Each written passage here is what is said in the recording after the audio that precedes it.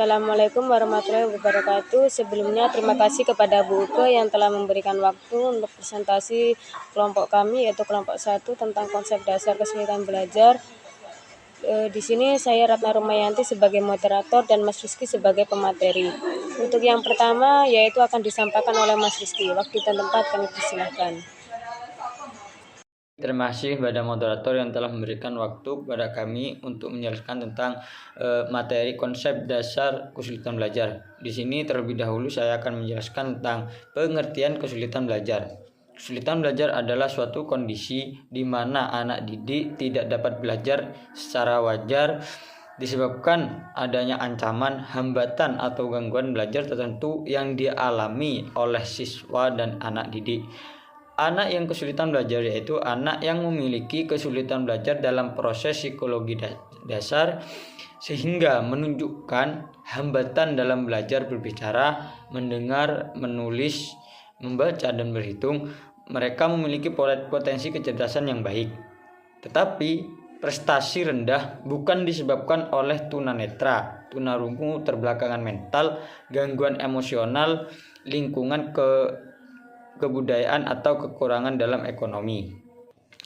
Kesulitan belajar dapat diartikan sebagai segala sesuatu yang menghalangi atau memperhambat seorang siswa dalam mempelajari, memahami, dan menguasai suatu untuk mencapai hasil belajar. Siswa yang mengalami kesulitan belajar akan sukar dalam menyerap materi-materi pelajaran yang disampaikan oleh gurunya.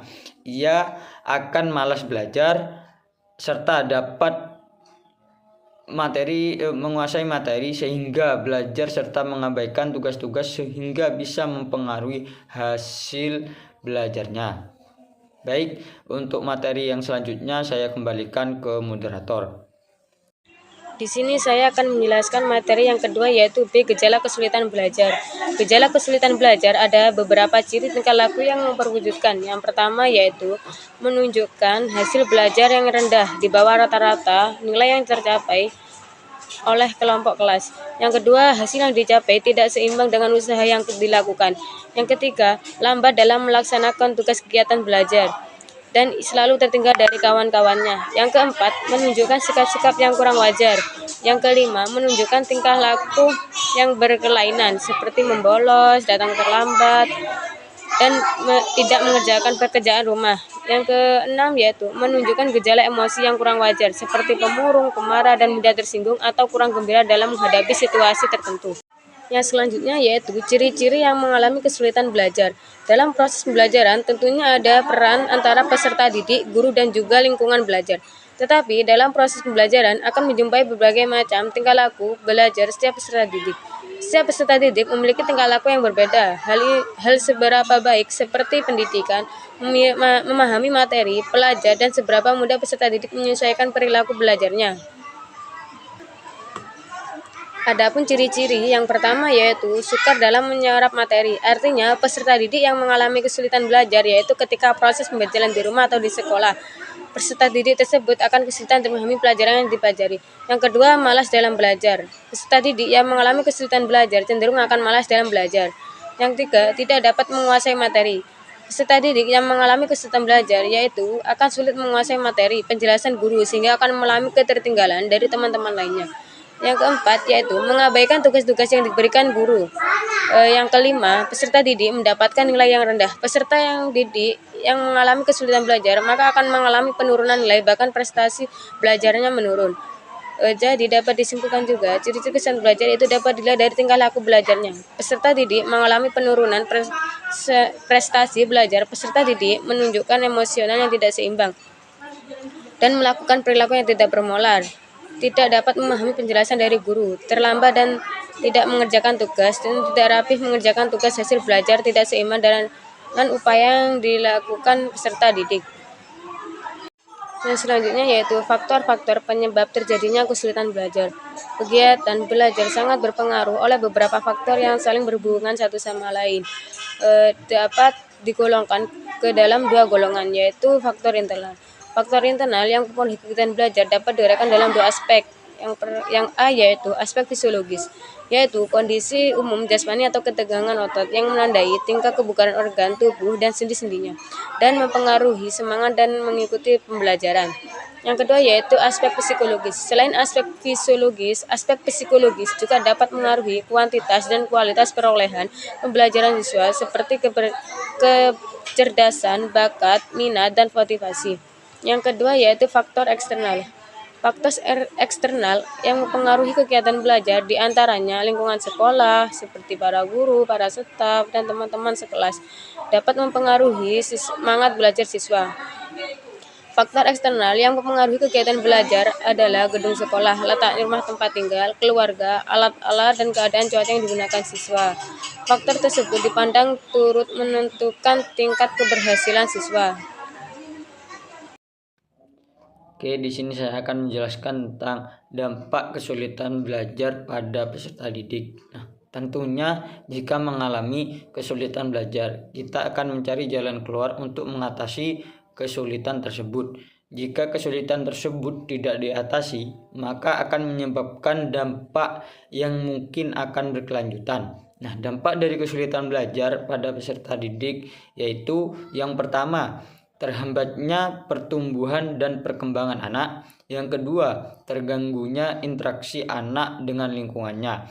Yang ketiga, terjadi frustasi pada anak. Yang keempat, menyebabkan anak merasa dirinya bodoh, lambat, berbeda, dan terbelakang.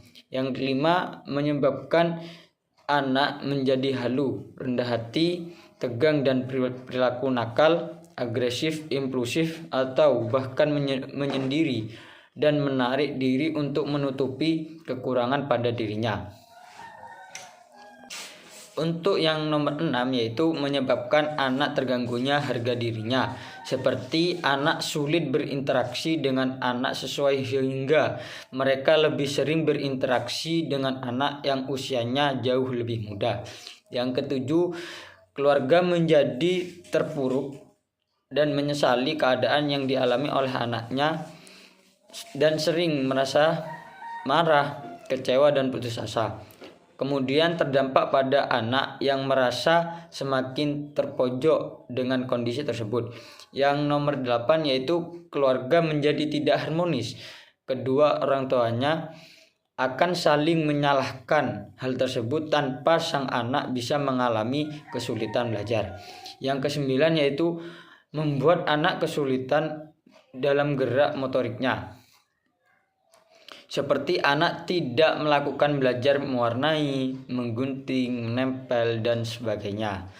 Untuk peran konselor, baik di sini saya akan menjelaskan materi yang terakhir yaitu peran guru BK dalam mengatasi kesulitan belajar.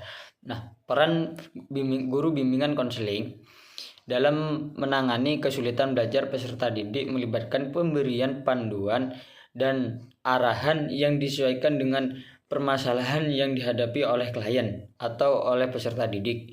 Nah, salah satu strategis yang diterapkan adalah pemberian khusus bimbingan dan memberikan perhatian secara individual untuk meningkatkan motivasi peserta didik sehingga mereka lebih bersemangat dalam proses pembelajarannya. Untuk pendekatan yang digunakan melibatkan pengingatan arahan positif kepada siswa, kerjasama atau kolaborasi dengan pengajar dan guru kelas, serta pendekatan dekat secara inklusif untuk mendekati siswa. Peran guru BK dalam menghadapi kesulitan belajar siswa melibatkan penyediaan layanan pembelajaran yang mencakup materi belajar, strategi pembelajaran, dan persiapan waktu belajar. Mungkin itu presentasi yang kami sampaikan. Saya kembalikan ke moderator.